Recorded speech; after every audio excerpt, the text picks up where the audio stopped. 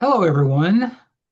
Please don't adjust your screen. This isn't a national weather bulletin like in Mike's area, but we are back. We're taking a break. You thought you lost us? Well, you thought wrong. How you doing, Mike? Good. We actually took a break from taking a break. So now we're back. We're back at the salt mines and we're going to talk about things that don't really have to do with politics. But while we're on the topic, fuck Trump. But let's talk about something more interesting to talk about. You wanted to start out talking about movies and everything about this past Christmas holiday. Well, you know me, Mike. I'm a old school movie. I mean, I love the classics: Jimmy Stewart, Humphrey Bogart. Hell, Buster Keaton. Hell, Charlie Yeah. Chaplin. I love the old stuff.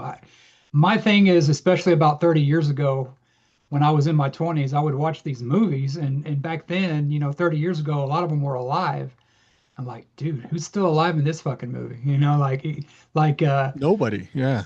but back 30 years ago, there were a few still alive, but now I was watching It's a Wonderful Life like I do every year. I do that. I try to do that every Christmas because it's probably my one of my favorite movies of all time, and it's something that I watch that along, and my two favorite movies are that and Elf with Will Ferrell. I just love those two fucking movies. Miracle on 34th Street with Natalie Wood is pretty good too. I mean, it's kind of hard to fucking mess up a Christmas movie. Hell, Christmas Vacation, you have the crazy, you know, shitters fool out there with Randy Yeah. Owen, who turned out to be as fucking crazy in real life. Betty But Quaid.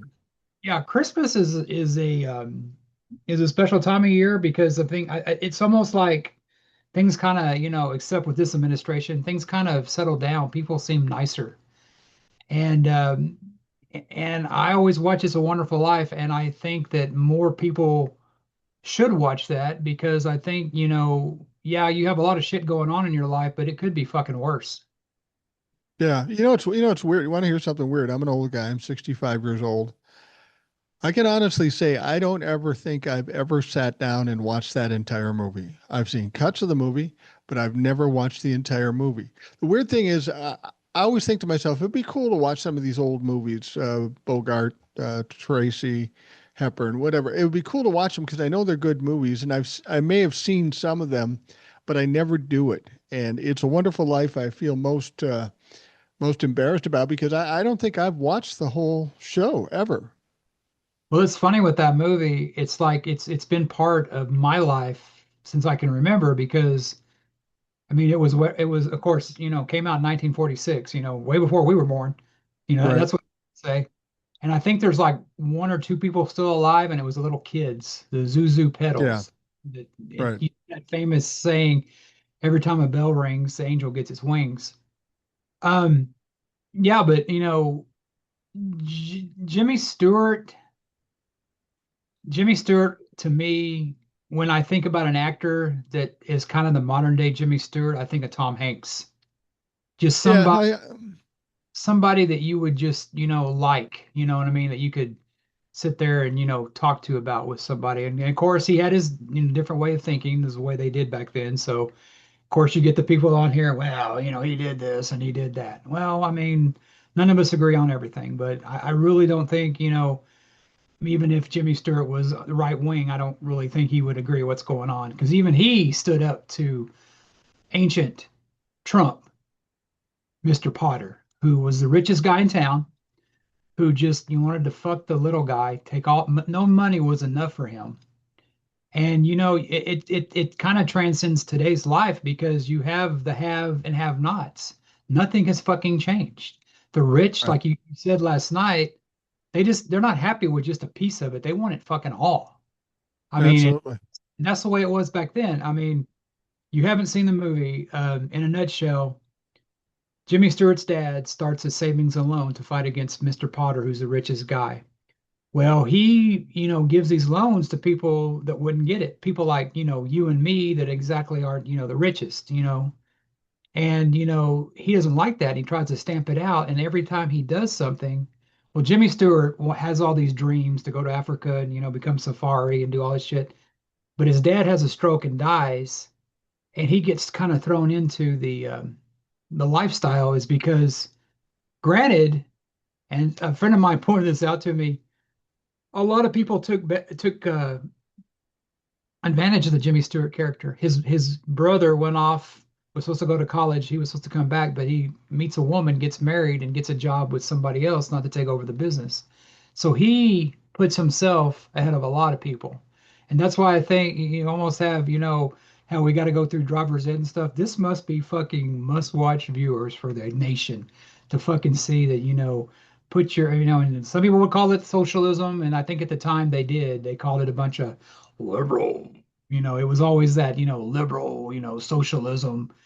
But I mean, it doesn't hurt to be a fucking good person, and know, and the moral of the movie is, and I'll get off it, that you may not have a lot of stuff, but any man that has friends, he's got something. Because, I'd like to say that I got some friends that would help me out in something. And I think that just, yeah, it's an old wishy-washy story, but it fucking still means something today. Yeah. It's funny when you talk about that movie, it seems like a more real variation on the old Scrooge story. It The is. rich guy holding down the middle class and the poor people. And this has been going on. This has been going on forever. People with a little power and little money always taking advantage of the people in the middle class.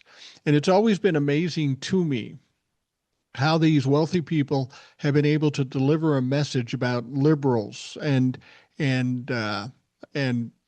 what they do is socialism or wrong or whatever. But when you look at down to the core, you've got people who pay taxes, who expect a return on investment, and they put these people in the positions of power, whether it be in corporations or whether it be in government, to serve us and to do our bidding. But the moment they're in a position to have to do that, oh, that's bad. Yeah. I don't know why people can't recognize the scam here. The wealthy people, it's like insurance. It's like insurance. They come to you and say, well, Jace, here's the deal. You need protection. And we're the ones to protect you. All you have to do is pay this little bit of money. And when you have a big problem, we will help you. The only problem is when you have that problem and you ask them for help, now you got to fight for it. You got to prove it. You got to do all this. And they will do everything they can not to fucking help you. Yep. I've compared, and then if you use it, if you use the service you've been paying for, they raise the prices. And I made this comparison before. It's like going to McDonald's and saying, I want a Big Mac. And they go, okay, that's $7. Okay, great. Give me the Big Mac. You go sit down, you take a big bite of it. And they go, whoa, you're going to eat that? Oh, because if you're going to eat it, now it's $12. Yeah. That's exactly what I'm talking about. We're buying a service, and if we use the fucking service, we got to pay more because they can't afford it. It's all bullshit. It's all another grift on the middle class and the poor class. We can see it going on with the big beautiful bill. The only people's fucking taxes that are going up are people on the lower end of the scale. Why? Because it's easy. It's shooting fish in the barrel. What are they going to do? Yeah, it's frustrating. And that movie, from what I know of it and the way you describe it, obviously illustrates that perfectly. I don't know that after, what are we talking? 60, 70, 80 years since that was done? 80 years since that was done? People still don't fucking get it? They see a movie, they love a movie, they don't understand you're getting fucked.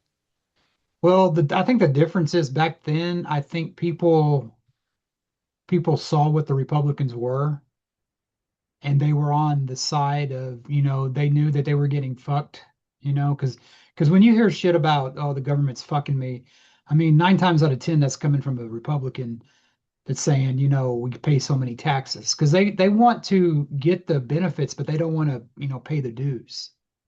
And back then, it seems like the people, the lesser off, the people that weren't as well off saw that. And that's why the Republicans were out of power for so long from the Depression up to the 90s, because Yeah, they saw that they were getting fucked and they were saw who they were getting fucked by. And I think nowadays you have a lot of people going with it and a lot of people thinking that they're not part of getting fucked while they're getting fucked. right. And another thing about this movie is that Lionel Barrymore, Drew Barrymore's, I think, great grandfather, he plays Mr. Potter. He's the guy that's the rich guy, the Donald Trump is, so to speak. When you think about, somebody, it's, it's a Trump thing. He wants to do all this shit to fuck over the little guy. And he has a guy that actually is his assistant. And what you look at it, that assistant is the Republicans, the Republican Congress. They see all the shit this guy's doing, but they don't fucking say shit. They talk about the real villain in the movie. It's the enablers. Yeah. There's a part on there where Jimmy Stewart's uncle, he's a clown. It's sad that they show he say he's 55 in the movie. I'm like, fuck, I'm 53, and I hope I don't look that bad. But Yeah. he loses this $8,000 deposit because he's talking shit to Mr. Potter, and he's got this thing we used to call newspapers, and he puts the money in the newspaper, accidentally gives it to Mr. Potter. Well, he goes to make a deposit and can't find the money, and he looks for it. And of course, they got to have this money, or the bank gets shut down. The bank examiner's there and everything. Well, Mr. Potter finds the money. So who's there fucking overlooking all this shit? It's that his assistant. So his assistant is sitting there, must be fine with everything he's doing. Doesn't say a goddamn word. Just lets Yeah. him. And that's what you're seeing today. Is that that's the modern day Republicans see all the shit this guy's doing, and they're enabling him because they're not saying anything. Well, and when we're talking about this, you're talking about Republicans. We talk about Republicans. We talk about Democrats. Hopefully, people are starting to see this isn't about Republican and Democrat. This is about rich and middle class and the poor. The rich is the villain here, whether they be Republican or Democrat. And we have Democrats that are villains too. I don't care what anybody fucking says. Correct. Um, we people have to wake up and see what's going on. They've been very the wealthy people have been very successful in their narrative. You got to go to work, you got to break your back, you got to be totally loyal to the company, and you get your pittance wage. But that's the right thing to do because that company is important not only to you, but the entire country and the operation of the economic situation in this country. They pass that narrative along. I had a father who wasn't a laborer or anything. He was kind of a salesman. He made a lot of money. He was very successful, and he always told me that story. And he always said, "You got to work real hard. You can't be lazy. You got to work real hard so you can make a lot of money." He kept telling me that, and he claimed to work hard because he was always at meetings and going out of town or doing whatever, and he probably wasn't working as hard as he said he was. But he always pushed that you got to work hard to make a lot of money. And I said to him one day, this may have been the start of my sarcastic era, which has yet to end. I said, "Yeah, cool story, Dad. But what about those guys that have a lot of money and they don't do anything? That's the job I want. I want to not have to kill myself and make a lot of money." And he almost slapped me. The audacity of me saying that. But here's what we know there are plenty of people that are living off the backs of the middle class, doing not much. Let me give you an example. Let me give you an example of like about 500 people that are doing nothing and making a lot of money. U.S. Congress. What the fuck are they doing? The most unproductive House in the most unproductive Congress in the history of this country. But they put this they deliver this message. You got to work hard. You got to give it all up. You got to be loyal and accept a small amount of money just so the company can run.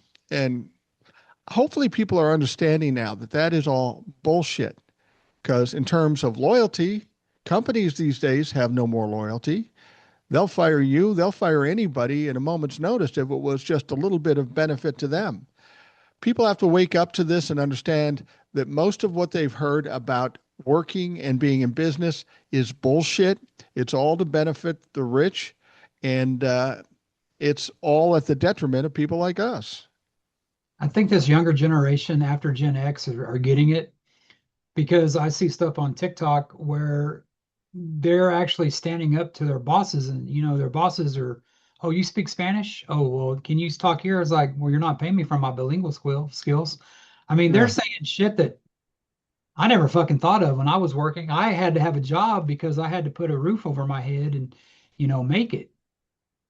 But nowadays, I think kids have more choice, and I think that's why you have a lot of the unemployment and they can't fill stuff because people aren't going to take it. I Yeah. mean, granted, they're not going to do the jobs. They're not going to do the jobs that, that are there for them to do, which is, when you have, and then you have a war on, migrants, and that's exactly what it is, willing to do those jobs, and you wonder why these companies can't hire them. Well, if you just fucking take a look in the mirror, get rid of your racism, you'd realize you're fucking yourself and you're fucking the country. Let me ask you something. That movie, it's one of your favorite movies. Do you think they're making comparable movies today to what you saw with It's a Wonderful Life? Do you think you could compare it in terms of quality, in terms of impact, in terms of message today? I don't think anything's been. I think to me that's the greatest Christmas movie ever made. It wasn't made to be a Christmas movie. Yeah, I think so. I think a movie like Oppenheimer. I mean, it's a total different movie, and you talk real highly of the Nuremberg movie. Yeah. Yeah. Yeah, there are. I think Hollywood has run out of ideas. That's why you get so many remakes. I was a big Schwarzenegger fan growing up. I mean, I love Predator. Running Man is one of my favorites. It pretty much forecasts, if you watch that movie, how things have come about. It was in 1988, 87 or 88, 87, I think. I remember I was in high school and I got picked up and I got dropped off at the movie because that's what we did back then. We didn't have streaming.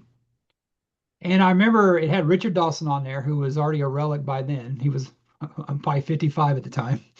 Yeah. And he was like, I don't know if you ever seen it, but it's like, where I mean, I think that movie was really, something that it said in 2017, it's like reality TV.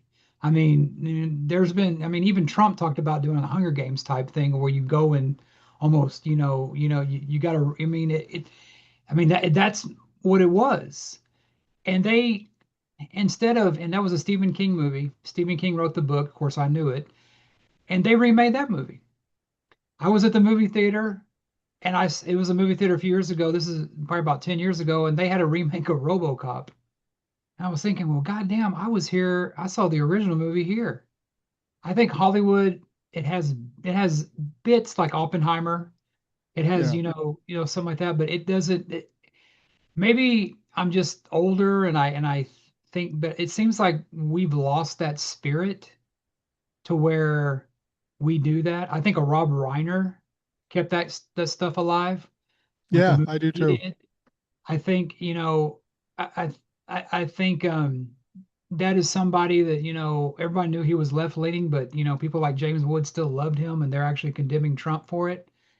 It just shows you, yeah, we do that, but that generation is dying out. And, I think maybe it's because I don't really identify with a lot of the younger stuff. I mean, there's stuff that comes out now by these stars. I don't know who the fuck they are.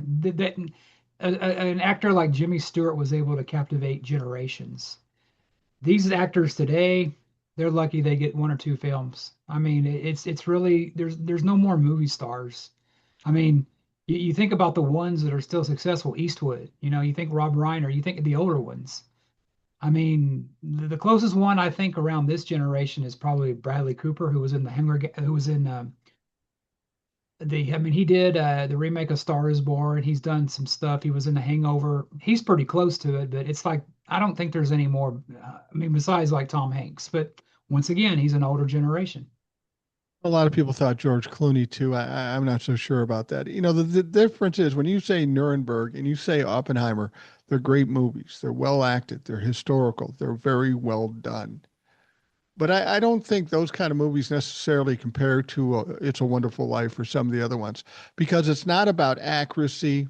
It's not even about acting so much. It's about how it makes you feel. Now, when I walked out of Oppenheimer, I thought, God, I'm much more educated, and I was impressed by the movie. It didn't make me feel any sort of way, other than it showed some uh, dark side of this country, and Nuremberg kind of paralleled what's going on in this country. And I'll give you an example. When I was a little kid, I was born in 1960. My only exposure to Elvis Presley was some old songs on the radio and his movies that ended up on television all the time. And I loved Elvis Presley. I thought he was the coolest guy ever. Won every race, got every chick, beat up every guy. Fucking cool as hell. And gray That's who I hair. want to be. Huh? And And great gray hair. fucking hair. Yeah. Yeah. I got none of those things, but I'd hopes when I was 7 years old or 8 years old, you know? And then he had that special in 68, and that was pretty cool too, the leather suit and all this stuff. But I've seen every one of his movies. Most of those movies are shit movies. They're not great movies. They're corny ass movies. But I will sit down and watch that movie strictly because of the way it makes me feel. I know it's all fake and you know the backgrounds and all that stuff. But for some reason that feels like comfort food to me. And I think that's the same with It's a Wonderful Life. It's how it makes you feel. The story is important, of course, and the actors are good, Jimmy Stewart and stuff, but it's how it makes you feel. Rocky was kind of like that too, you know. It was kind of a shot in the dark by an unknown actor, and I think people like the whole storyline of a downtrodden group of people who come back to win it all because I think people see themselves in that position and it gives them hope that they might be the big winner down the road. But I think that's the difference between movies now and movies then. It was about how they made you feel, regardless. It could be the phoniest fucking movie in the world, but it made you feel good, so you watched it. Now it's how was the cinematography? How was the direction? How was it right? I don't give a fuck. I tell my wife that. She goes, "Do you want to see this movie?" I go, "I don't care about the movie. I just want to walk out of that place, feel good, and feel like I it was worth the $10 I paid. That's all I care about. I don't care about the intricacies of the movie." Um, what do you think about that? Because obviously this movie makes you feel a certain sort of way. It's nostalgic and it's about a certain time of year. Yeah, I honestly think that a movie close to that, a close second, if it was modern, but then again, it's been 20 years, is Elf. Because Yeah, you were talking about how it could be stupid or whatever, you know. I mean, it had a good message. I mean, you had, you know, two of the most crotchety fucks, James Caan and, what's his name, Ed Asner from Mary yeah, Tyler and yeah. stuff. Um, yeah, I think that's about as close as it get because it makes you feel good. It makes you feel that, you know, here's a guy that, you know, it was abandoned, you know what I mean? And of course the elves, and he didn't fit in, you know, and I also think that, you know, Christmas movies do that about making you feel good, but I also think that if you watch a lot of Christmas movies, a lot of bullying takes place. Like, you know, Santa Claus and those other reindeers, they treated Rudolph like a dick. I mean, they just, you know, talk shit about him, you know. One of them wanted to be a fucking dentist, so they, you know, kicked them all out and shit. I mean, there's a fucking island of misfit toys. So you go from It's a Wonderful Life to almost like, well, you know, you don't fucking fit in. You're going to be on this thing. But in the end, people come together because they see, well, I was fucking wrong. I was a dick. So, I mean, like I said, Elf is probably the last one I see. But then again, like I said, you know, I mean, you can go on Hallmark and watch those fucking movies like the women do, and probably a lot of guys. I mean, that can make you feel good too. But maybe there's something there. But I haven't seen it since Elf, and to me, that's my two favorite movies: Elf, Christmas movies, Elf, and It's a Wonderful Life. Because you're right, they make me feel good, you know. But you know, maybe some Candace Cameron movie makes you know other people out there feel good. You know, good for them. Hey, if it works for you, it works for you. Now, my wife and I were sitting around the house just before Christmas, and we did something we don't normally do because we go to bed at different times. We don't just sit together and watch a movie. And so we had some time and we decided to watch a movie. And my wife always says, "Well, I don't like this person. I want this person." And my attitude about movies is let's just take a shot Good because shot. I've been surprised by many movies that I didn't expect I'd like and then I do. and we watched a really corny ass rom-com movie. It was called Merv. Now it had all the elements because Zoe Deschanel was in it. We like her. Yeah. It's got a cute dog in it. We like dogs. The romantic partner, I don't know who he was. I maybe should, but I don't.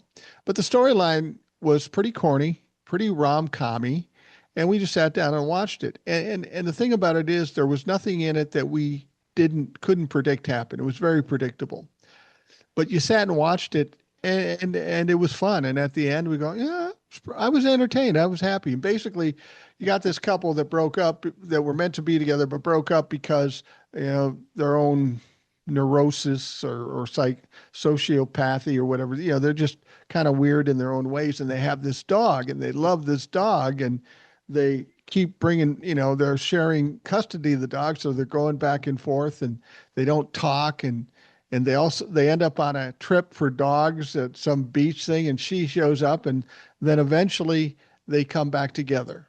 It's a very warm-hearted story. It's very corny. It's been done a fucking billion times, but I sat there and I watched it. I go, that's nice. They're back together.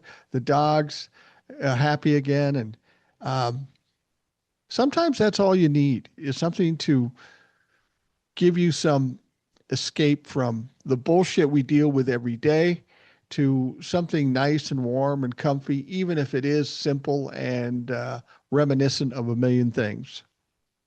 Yeah, you got me with Zoe and dogs. So she's a big part of Elf too.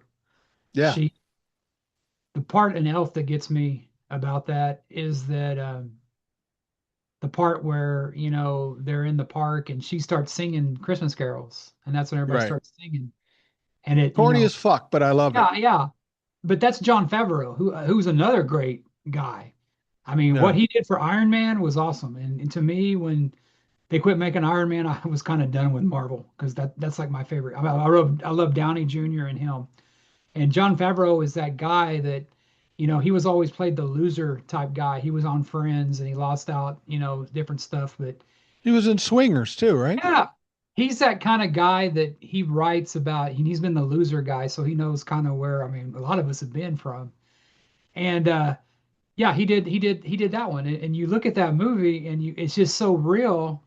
And I saw an interview with Will Ferrell was saying that James Caan didn't get it. And you look at James Caan, Sonny from The Godfather. You look at him, real serious guy, totally Italian. Totally looks like Brando.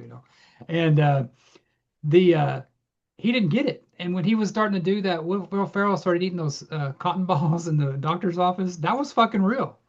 That was the way, because Will Ferrell, a lot of people don't like him, but he's very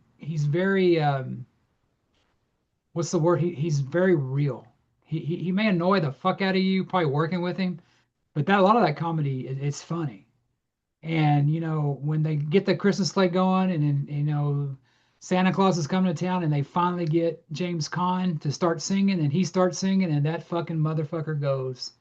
And then he looks down and he looks at Zoe, and it's like, man, I'm not a romantic, but I was like, motherfucker, that's the kind of woman I want, Yeah. hot and can sing, right? And who doesn't? Yeah. But yeah, that's the stuff too. And I think I watch It's a Wonderful Life, and I watch Elf because I think it makes me feel grateful for what I have. I don't have a lot, like, a lot of things. And I think it's also, I think when I was a kid going through a lot of shit, I watched it too because, kids have their, bullying. They got a fucking chemistry test on Monday. I mean, they watch that shit to kind of, I mean, we didn't have iPads or the internet back then. So you kind of get, I mean, I think you kind of get inspiration from where you can.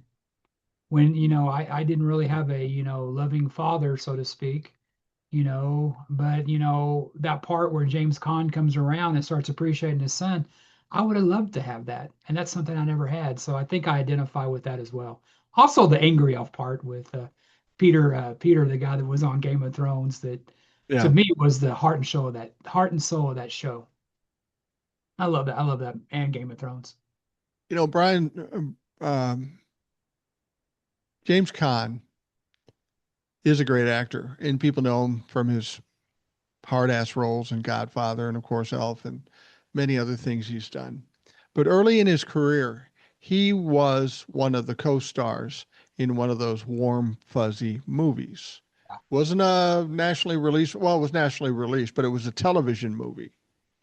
And the name of that movie was Brian's Song. It was about Gale Sayers and Brian Piccolo. Interesting story about that movie and how times are different than they are now. In that movie, Brian Piccolo called Gale Sayers when he was trying to incite him to work harder to get better and stuff like that. He called him the N word on the TV show, and it was not censored. And Gale Sayers laughed because he knew they were best friends and they knew what he was doing. But that movie, I don't know, you may not have been old enough when it came out, but people were fucking just destroyed by that movie because Gale Sayers was a great running back, and then he gets hurt, and it kind of affects his career. Brian Piccolo, his best buddy, who's also the fullback on the team, gets cancer and ends up dying. Tragic story. It's a true story. But that was one of those movies where people just kind of fell in love with James Caan on a level that we don't see anymore because he's got these bigger movies that he's done. Um, that was a hugely heartwarming story, and it just affected a lot of people when TV had more effect on people. And if there's any Gen Xers in there that don't know who starred with him, it's Lando fucking Calrissian, man. It's what's his name? What's his name? Ah, God, I forgot his name. Who was his co-star? Lando Calrissian And what? and James Caan. He was the black guy in the movie. Um, Oh, that was I thought it was Billy Billy D. D. Hold Williams. on a Billy sec. D. Williams. Yeah. Billy D. Williams, who Lando Calrissian to us Gen Xers because he was in Star Wars. Yeah, Right, right. that's a great movie too. And yeah, that's another movie too. Sad as fuck, but yeah, it's just a different time. I remember, you talking about the N-word stuff. I remember when I was a kid growing up that I had we read Huck Finn because it was the 80s, and and I think there was a time where they wanted to ban that book. you know, they want to ban that book for what they said. But I think we also kind of run into that nowadays too, where they want to cancel stuff. They don't want to see how things were. They just want to, cover it up and move on. Well, you can't. You got to view people for what they did back then. I mean, and Yeah. and that I mean, he says that word in his book, and they wanted to Yeah. ban the word that. And it's just kind of funny how you're going through that shit now. Well, I don't want my kids to see that.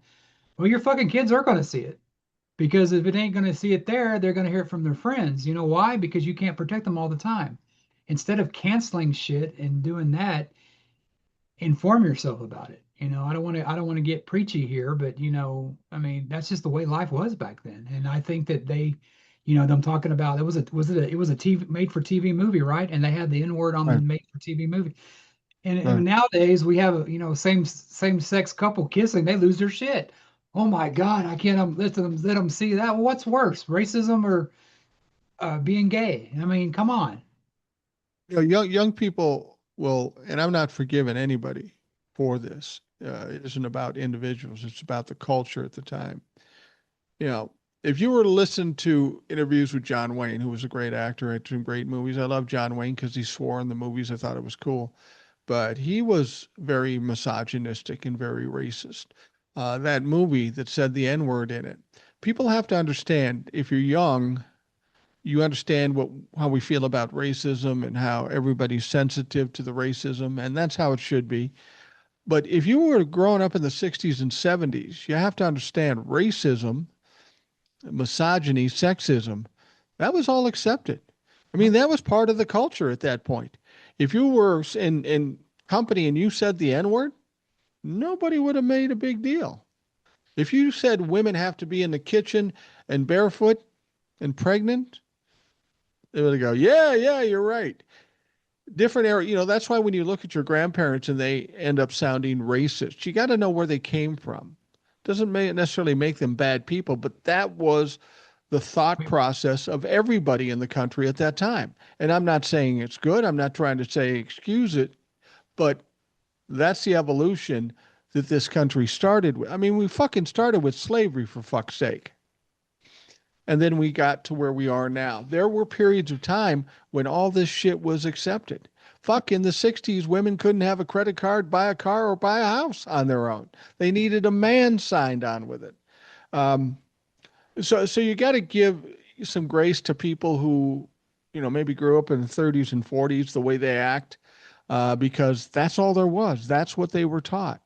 I mean, hopefully, as time goes on, I grew up, my dad was very racist. My mom was not racist, but I grew up in the 60s and 70s when racism was kind of not a problem for a lot of people, other than if you were black. The white people, they didn't have a problem with it. But there comes a point when you get to be of age, you become an adult. And this is why I always get mad at people say, well, my dad was like that, so I'm like that. Fuck that. When you get to be 17, 18, 19 years old, you know the difference between right and wrong. And you have a choice to make be right or be wrong. And if you want to be wrong and just blame it on the way you grew up, that's a pussy ass bitch way of doing it. I know it's, stealing popsicles out of the freezer was cool and fun when I was a little kid, but I can't walk in somebody's house now and steal a popsicle because I know the fucking difference between right and wrong. And this is where I have problems with people say, well, I was just raised that way, so I got to be that way. No, you don't. No, you don't. Because if you have half a fucking brain, you know what's wrong. It's funny too, because I think a lot of generations nowadays look at racism as like against, black people. Like, oh, you're a racist, you don't like black people. But going back to It's a Wonderful Life, there's a part on there where he's getting these houses for these people, and Potter gets up there and says, "You still want to, you know, rent to these garlic eaters?" I mean, Yeah. they looked at the Oh, yeah. Italians who were white as we are sometimes as racist too. You watch The Godfather, Godfather 2, when the little child that eventually was the Robert De Niro and Marlon Brando role came to America. I mean, they were Italian, but there was a lot of fucking racism against them. There were a lot of fucking racism against the Irish. White Absolutely. There are still white, there's still racism against the Jewish people who can be white. So it's Yeah. not just black and white, so to speak, it's all things. So, when you get on there and you talk about slavery and you talk about other stuff, I mean, racism isn't just colorblind. I mean, you can have people on both sides do this shit. And you got to almost accept, not really, okay, you accept it, you don't maybe endorse it, but you just can't cancel somebody like in 2026, canceling somebody the way it was in 1919. I No, mean, it's no. like you can't do that, and if you do that, you're going to miss out on a lot of shit. And you got to realize too, it's not just black and white. It's not just, and you got to open your eyes. I mean, you know it, realize what happened, and be better for it, knowing that it's not just there. I mean, the Italians, they look as white as we do. I Yeah. mean, it's just it's not. And if everybody was the same fucking color, Mike, they'd be racist against us bald, good-looking men. We just, Yeah. I mean, they Yeah. would just fucking, they couldn't stand how great looking we are. We're bald, but we're fucking handsome as fuck, man. Yeah. Yeah. In spite of it all. Um, I've said this before, and some people push back on me, and of course, I don't care. But I have a theory that everybody's, depending on how evolved you are, I won't say everybody, a lot of people are prejudiced against anybody that's not like them. I agree. And I think the era we live in now, we've got the alleged straight white Republicans hating the LGBTQ. We've Crash and got grinder. white, yeah, we hate Americans that are afraid of immigrants. We have the black and white issues, but um, we have this whole thing with the Somalis uh, uh, coming into this country, uh, and the white people in this country, the Republicans don't want the Somalis in here. But I've also heard that African Americans aren't exactly fond of the Somalis for whatever reason, and they're both black. I think if there's a difference between people, I won't say prejudice, but there's suspicion. When I grew up in South Minneapolis, I grew up on a block. Half the kids were Lutherans and went to the church down the block, Half the kids were Catholic and went to the parochial school a few blocks away. We would play together. No big deal. We're 7, 8 years old. We don't give a fuck about uh, religion.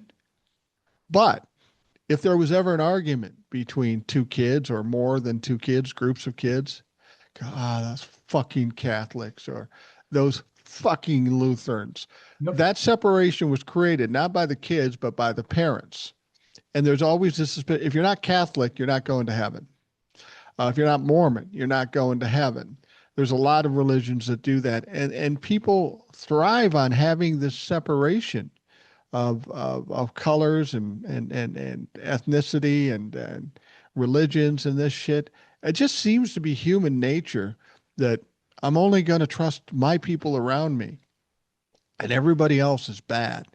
And that's the fucking wrong attitude to take because there was no reference in the Bible if you follow the Bible as far as races really or religions. I mean, you can talk about Christianity all that you want, but when Jesus was around, there was no Christianity. That came after Jesus. Well, there Judaism was there. Well, there are parts of the Bible that tells you not to interracial marriage. You know, also tells you not to eat shellfish, not to pay interest on a loan. So people take out of it what they want to. And you're talking about the Catholics only ones going to heaven. It's funny, the Baptists told me the same thing. Right. Know these people, but none of them are going to heaven but us. I mean, that's what I grew up with. I mean, I grew up with people that I knew that weren't religious. Oh, and it freaked me out. I mean, to me, that's a form of child abuse and a fucking racism and sexism all in one. Because it's like, they had all these things to where, a lot of, and I see it a lot too. And, you're talking about, how, black people maybe not like Somalians or whatever. Well, I'm guilty of that too. Not against Somalians, but against what they call white trash.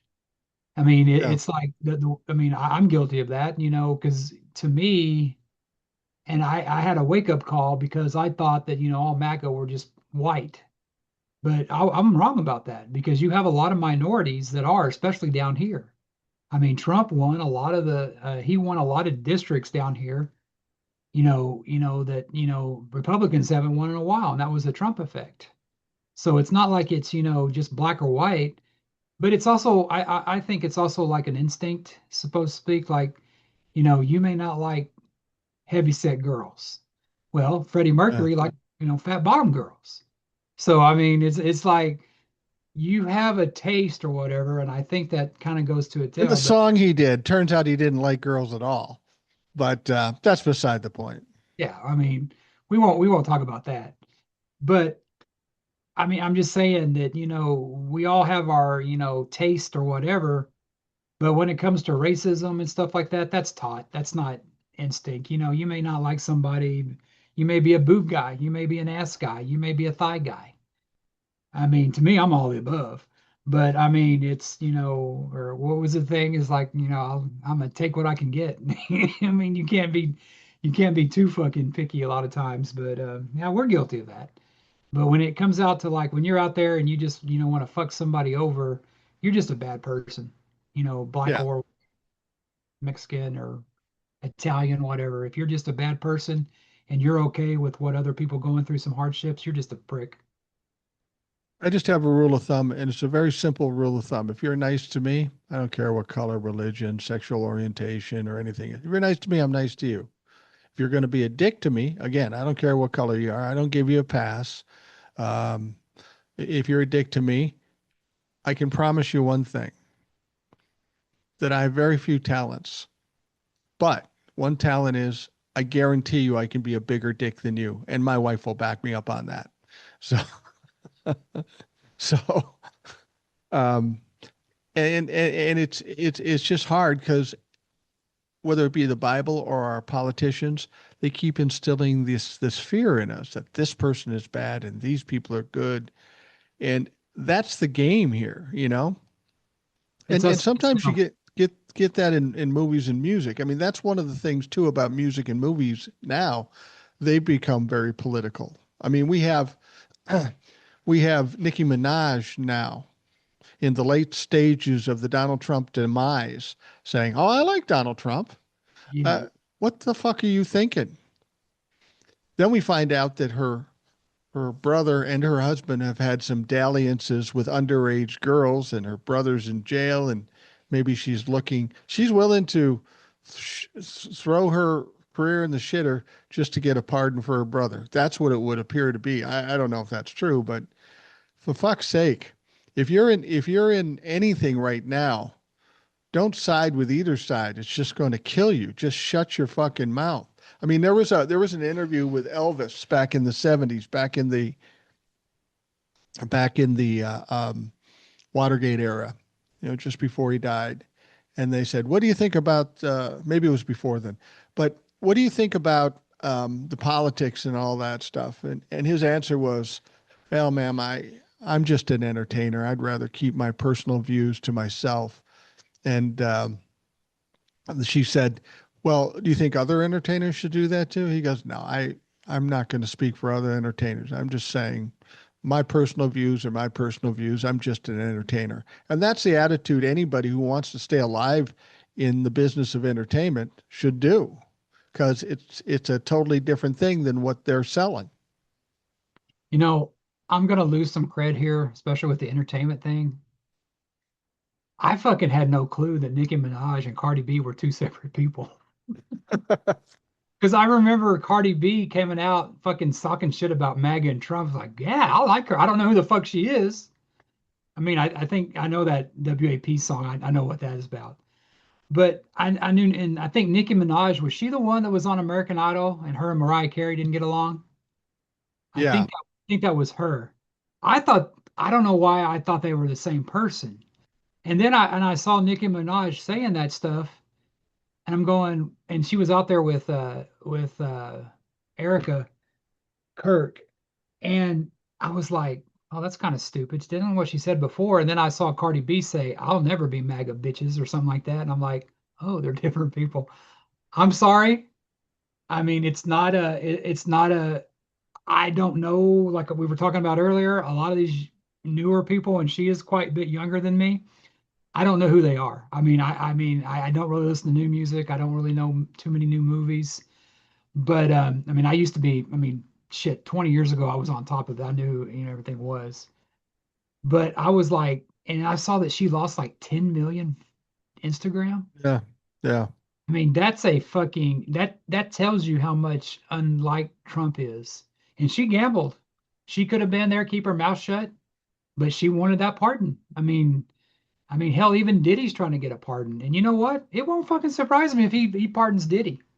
I mean, it. I mean, supposedly 50 Cent says he's got some more footage on that, but it's like you said something about, no, he claims to be a war on drugs, but he fucking pardons cartel leaders or drug dealers. It's like, I yeah. mean, if you and they say, and it's a bad thing. I never liked this saying, but I get it.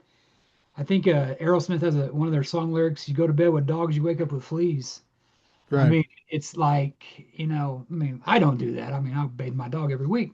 But I mean, I get it. You lay down in the slop, you're gonna get slop like, with the rest of the swine.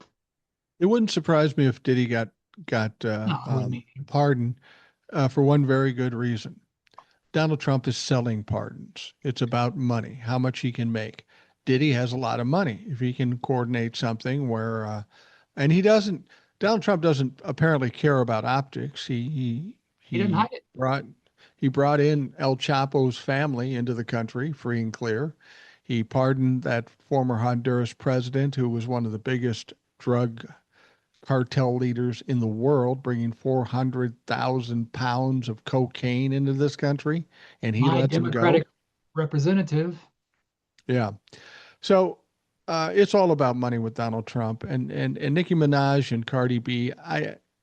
I know they're different people, but they're of the same ilk in terms of the entertainment aspect. Politically, they're obviously very different. Nicki Minaj basically had one hit. I don't even know what the fuck it is. It's just not my style of stuff. Interesting thing about Nicki Minaj too, and this is all alleged. This is what well, she is originally from Trinidad, okay? She's from Trinidad, and people are suggesting she doesn't have a green card. She's an illegal immigrant here. That may have some bearing with her siding with Donald Trump, being afraid that she might be rounded up and shipped out. I mean, she is potentially, well, she's certainly an immigrant, maybe an illegal immigrant, and she happens to be brown. So she would presumably be the main target, but as long as she's Donald Trump's buddy, she's probably not going to get touched. Well, I don't know about you, Mike, but I wouldn't put it past this administration to use that as leverage against her either. I mean, they got it. Oh, no. They're keeping a list. They already met. There's a list of their enemies, and she may. And I think she did probably say something disparaging about Trump in the past. Maybe they, this is what this administration does. They get the weak. They attack the weakest. Even down here in Texas, I keep hearing about, how they're not letting women and men and, transgender men in women's bathrooms. I don't know too many down here. I know it's very, but it's that talking point that obviously gets the people about it. But I mean, they probably got something on her, that made her do that. I mean, 10 million, man. I mean, fuck, man. That's about half what you got, ain't it? Yeah, no. If I had 10 million followers, I don't know what the fuck I do with that. I have under 500,000. So that's not even in my realm. It's just, it's fucking crazy. We're getting in the late minutes of the show, and I wanted to bring something up about music. When I watch TikTok or some of the other social media, people will say this particular decade was the greatest music ever. Now, I think that's pretty subjective.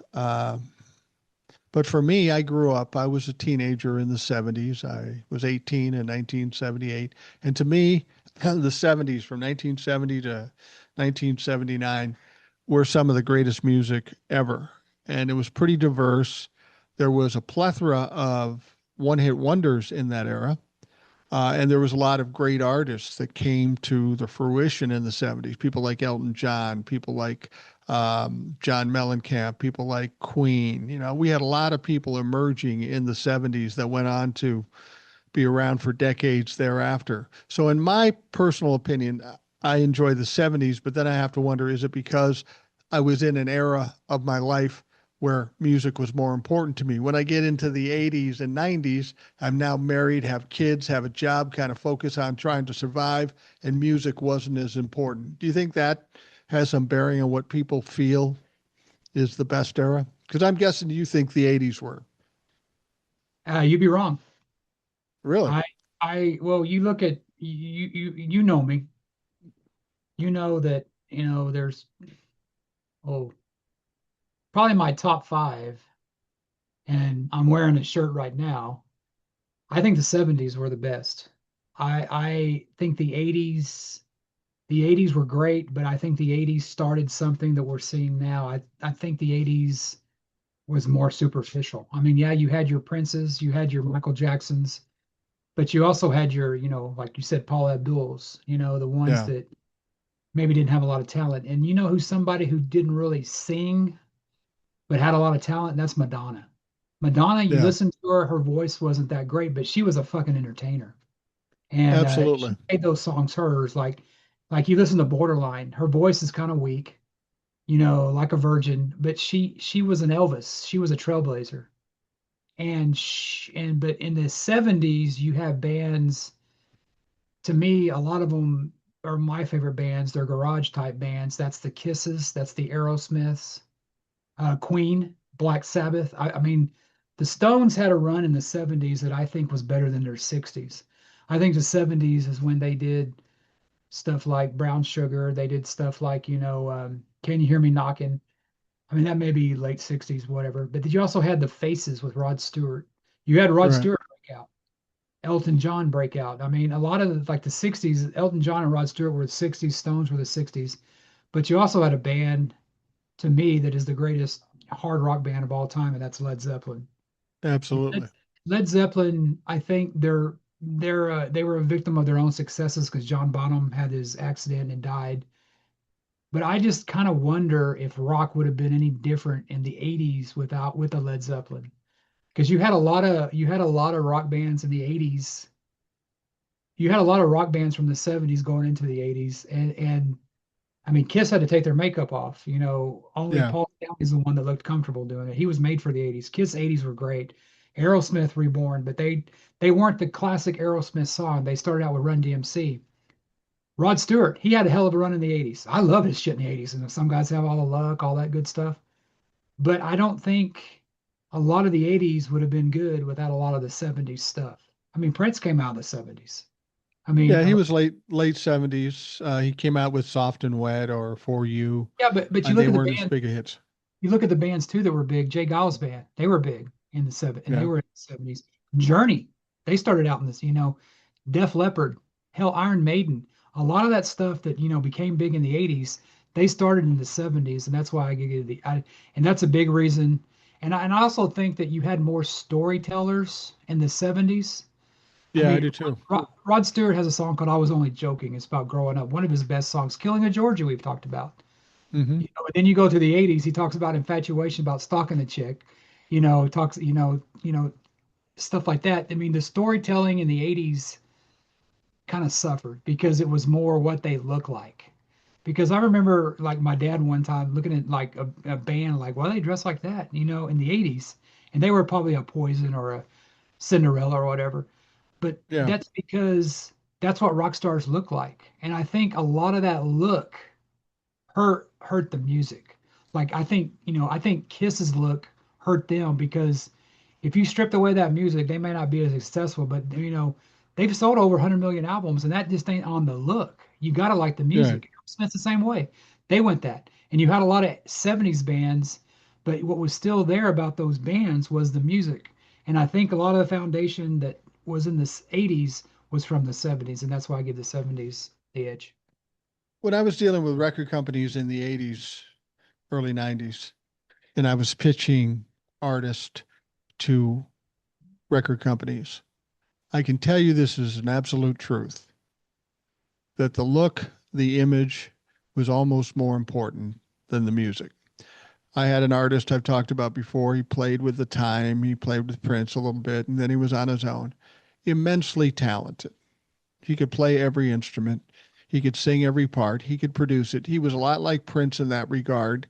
Um, I won't say he was as good as Prince. He wasn't. Nobody was. But he was extremely talented. He would seem to be a hot prospect for any record company to sign because he can do it all and he can do good shit. However, he didn't have the right look. He was, yeah, he was kind of he wasn't fat, but he was a bulky kind of Big stocky Bone. guy. Yeah, big bone. And that was a time when the androgynous look was big. I mean, even Hall and Oates had their Silver album where they made him look androgynous, and I thought, what's with these guys? Turns out it was just marketing. Prince, Prince would people is he gay or straight? Is he a woman or a man? Um, Prince was as straight as anybody and he was as manly as anybody, but he knew what it took to market things and he had the right look. Plus, he was immensely talented. But I know that in the 80s, it was a weird time and image was everything. You get a cute chick that can maybe dance, say like Paula Abdul, we can get some hit records with her. If you put Abdul in an acoustic setting, she could not do those fucking songs. I know that because I know the guy who produced her album, and he said she couldn't stay in tune to save her fucking life. Now, I'm not diminishing Paula Abdul. She may be she was basically playing off the same thing Madonna played off. It's about the show, it's about the image, and it's about the appeal.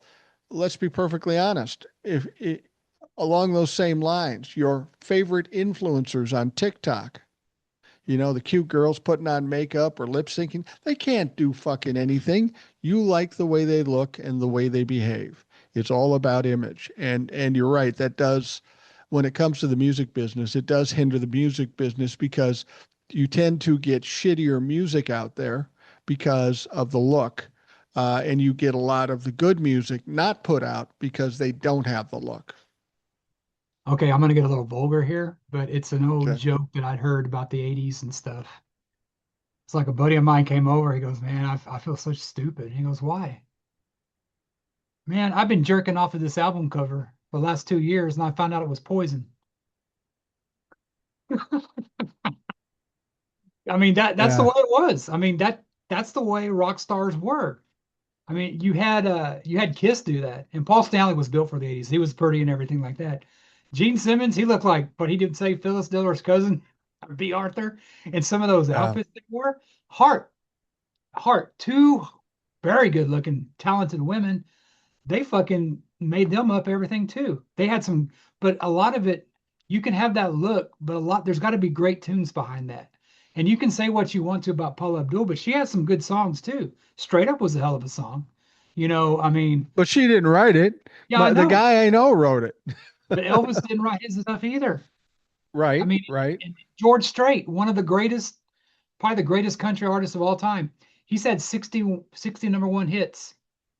He had wrote maybe one, I think. Amarillo by Morning, which is a great, you know, somebody sent that to me on TikTok. That's not his song. And you hear that shit and you're like, wow.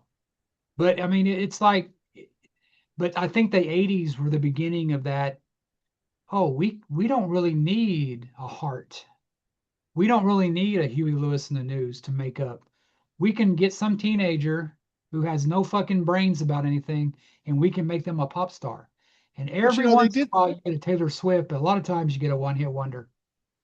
Yeah, yeah, true. But they did that in the 50s and the Yeah, 60s that's too. true. I'll give you an exact.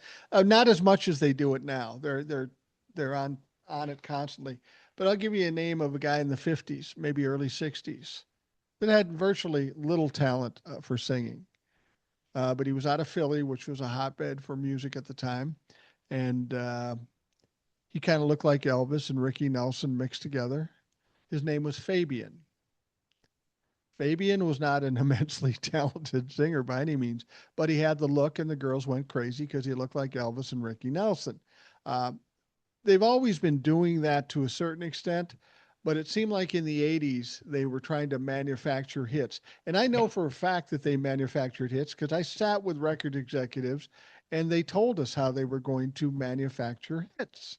Take a cute girl, and then it got to the point when I would go in, and I had this girl I represented.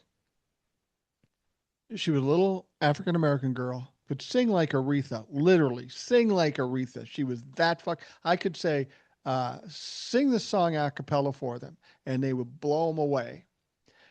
And you know what they told me?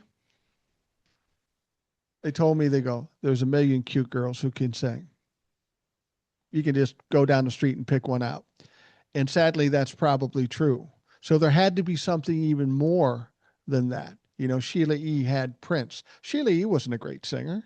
She was a great percussionist, It's not a not though. great singer. But she had Prince writing her songs and doing the background vocals. It's kind of like when they had that song, Barry Gordy's son, that came out. What was his name? Fuck. Somebody's watching me. You know that song. Rockwell? Rockwell. Rockwell was Barry Gordy's son. Really? I didn't know that. Yeah, Rockwell was Barry Gordy's son, and he had Jackson doing the background vocals. Well, how do you not have a fucking hit when your dad owns the company and Michael Jackson is your buddy and he's doing background vocals? Of course, Rockwell never had another hit. It was kind of a cool hit. It wasn't a great song. It was okay. But Michael Jackson in the 80s in the background, of course it's going to be a fucking hit. Well, you had a lot of that back then. You had Rick James singing on the Eddie Murphy song, watching Party All the Time. Yeah. You had Sting singing on Money for Nothing. Another Yeah. 70s band that was great in the 80s, Dire Straits, who doesn't Oh, get a absolutely. lot of enough love. I love Dire Straits. But what really, this happened probably about back when it came out, the commercial was really big. I knew I was getting old is when my sister she's about, God, 30, she's probably about 33, 34 years older, younger than me. She was saying, "Oh, I like that Geico song." And I'm like, "Geico song? What are you talking about?" And it was that Rockwell song. And it's like Oh, was it? knew more about a song on a commercial than they did the fucking original song. I mean, there was also another song that came out of One Hit Wonder that I always thought was Rockwell until somebody told me it wasn't. It was that we don't have to take our clothes off, the cherry, we can drink cherry wine or whatever. Yeah, that was somebody called Jermaine Yeah, something. and I was watching that pop-up video, and for the longest time I thought they were the same guys. Like, no, he's not a one-hit wonder. But a lot of that shit back then mimicked the other shit. You know what I mean? I Yeah. mean, it's like the thing that was really revolutionary and put Aerosmith and hip hop on the thing was that Run DMC and song Walk This Way. And it just amazed me is that our parents would be okay with the lyrics to that song. Oh yeah. It's talking about getting laid in high school. It's talk about being Yeah. on a muffin. Well, we all know what that means. But I remember at the time I was a bigger Run DMC fan than I was a Aerosmith fan. And I think seeing that, and I remember I didn't really know Aerosmith's music, but I knew who they were. Does that make sense? Yeah. Like Yeah. I've seen them long enough, and I was a Run DMC fan. I liked all that stuff, but I think what that did, it kind of introduced mixed audiences to different genres, and I It think was a that brilliant move. Yeah. metal took off, and then hip hop obviously took off, and hip hop still probably rules the roost today. Metal, not so much. Yeah. Yeah. I wasn't a huge fan of uh, Aerosmith back in the 70s, but they had some good songs. And you talk about, creating an image and stuff like that.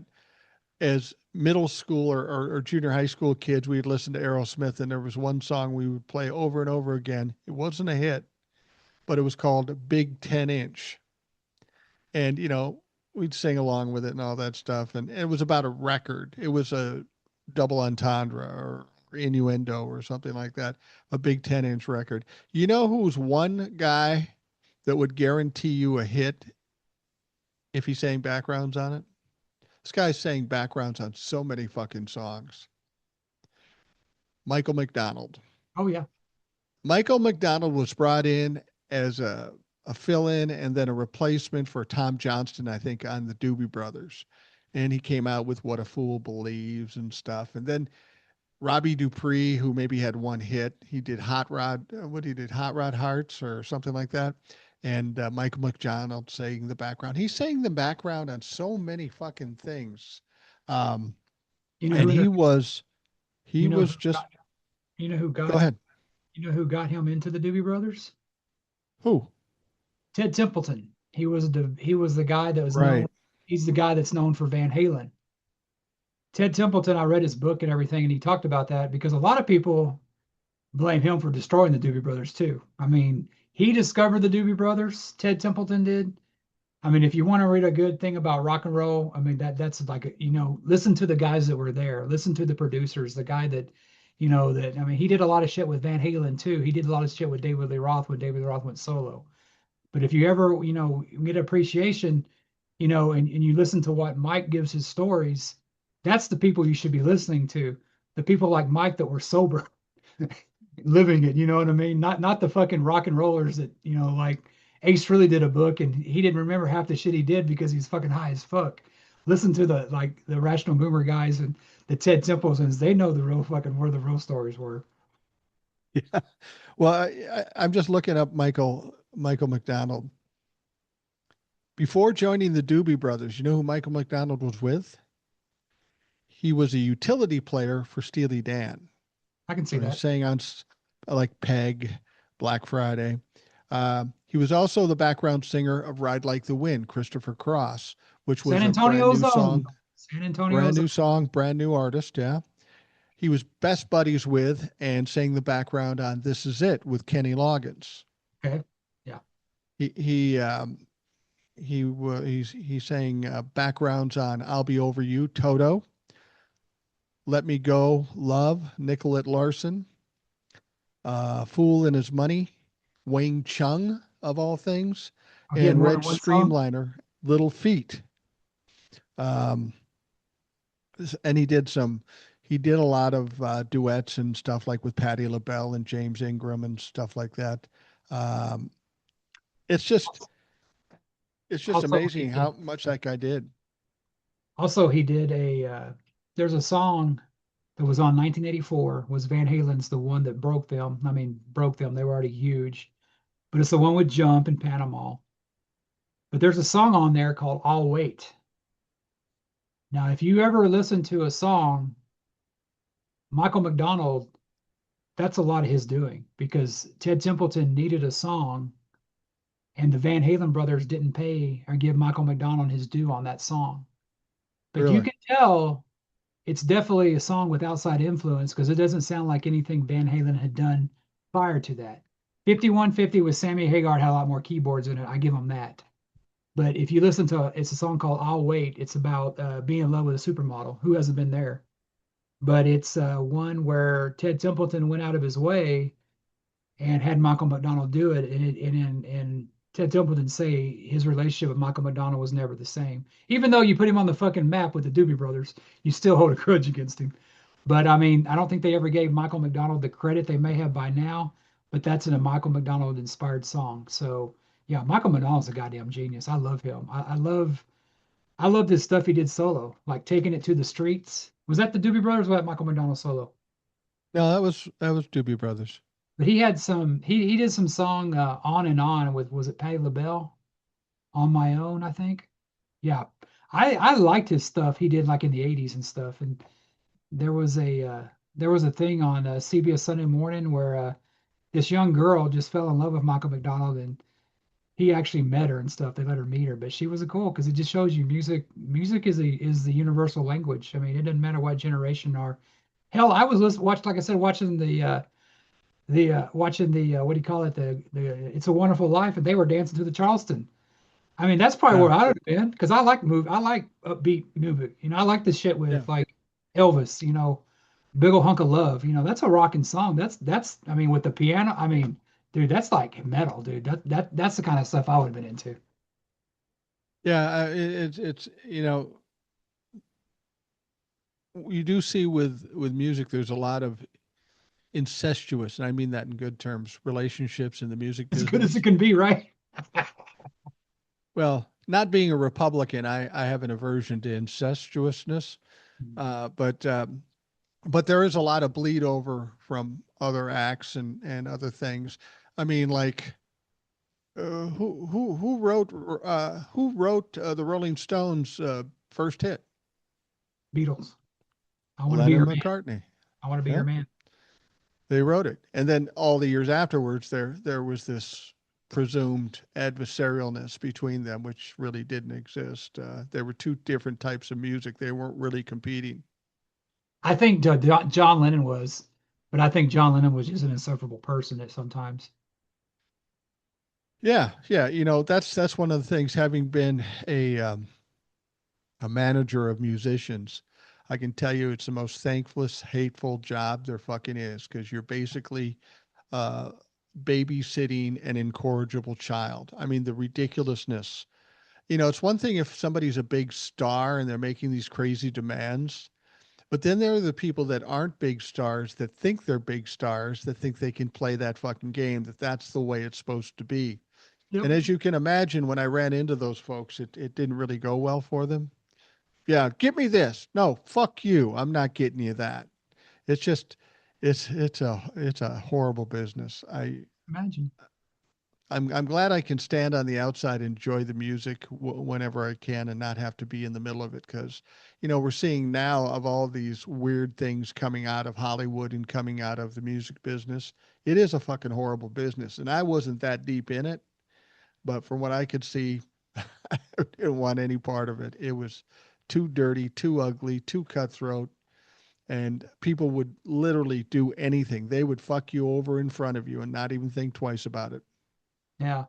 There's a movie that the Time's in. It's called Adventures of Ford Fairlane, and it actually goes kind of back to uh it goes back to the It's a Wonderful Life because the model on there, she's married to a guy named Bobby Black, who's played by Vince Neil. Well, Wayne Newton is the executive creator, and they end up killing Bobby Black. And they're like, well, why did you do it at the end and everything? He goes, you realize that, and it's kind of like in A Wonderful Life that that guy told the Jimmy Stewart character, well, you're worth more dead than you are alive.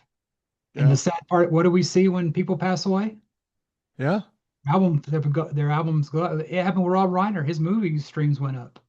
I mean, it's like people are literally Prince, worth more dead than they are alive. And you don't think that there's been some, encouraged drug use. Just saying, not going to name names, but I'm sure that's happened, and it's Well, sad. a perfect example of that is Elvis. Elvis in late 70s was kind of on the downside of his career. He was still a legend. People still loved him, but he wasn't selling the records that he used to. He had a couple of records that came out toward the end before he died, Moody Blue and Way Down, and they were quasi hits, but he Yeah, wasn't Elvis of old. He dies and then he sells a billion records, literally a billion records. Um, and don't think that's lost on the industry. I don't know. Well, They on that note, Mike, we went from "It's a Wonderful Life" about being thankful and everything about the conspiracies that they're getting rid of the rock stars to raise money. I mean, Yeah. it's we cover all things on the taking a break with Gen X Jace and Boomer too. So we're glad you joined us. And what do you got going on this week, Mike? Fuck, I don't know. I'm talking to Will for tomorrow. He's been sick, and it'll be good to get him back. I'm sure he's fired up and Yeah, I saw one of the or, comments when I was on the YouTube thing. Was like, "Where's Will?" I'm like, excuse fuck out of me, man. I don't think she meant bad, but it's like, oh, I thought Will was going to be on Sundays or Saturday, wherever I was at. I'm like, oh, thanks a lot, man. It's bad enough you didn't get Ed, now you want Will. Well, fuck, yeah, I'll just go yeah, home then. yeah. Well, like I tell folks from the beginning, my show, I do what the fuck I want. I've had people tell me, well, you should do this or you better do that. Um, And if you had occasion to talk to my wife or my kids or any boss I had or my parents, they will tell you one thing about Mike. He doesn't listen to shit. He just does what he wants to do. And you can like that or hate that. It doesn't matter. I'm still going to do what the fuck I want to do and Well, let the chips fall where they may. Well, thanks for taking the time. And I enjoy doing this because it gets us a little break from what I know is ahead. The next week is going to be fucking nuts again. I only know that because every fucking week is nuts. So we'll get through that. It's just nice to take a break and talk about fun or interesting shit. So thank you I for appreciate it, Mike. It was fun being on here, and we will bestow our wisdom to the masses once again next week. absolutely. Well, thank you for listening. Hope you have a great day, and we'll talk to you again real soon.